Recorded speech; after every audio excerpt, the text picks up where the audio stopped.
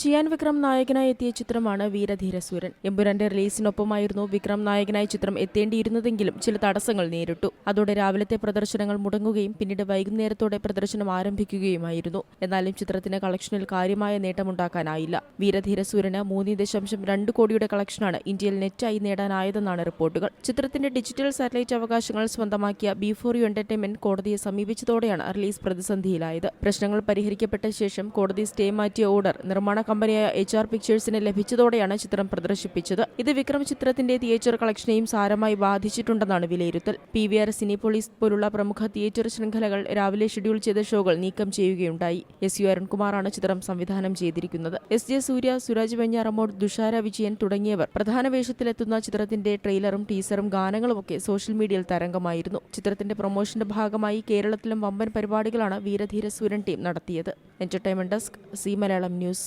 ഏറ്റവും പുതിയ വാർത്തകളും വിശേഷങ്ങളും വിരൽ തുമ്പിലറിയാൻ സി മലയാളം ന്യൂസ് എല്ലാ ഡിജിറ്റൽ പ്ലാറ്റ്ഫോമുകളിലും ലഭ്യം.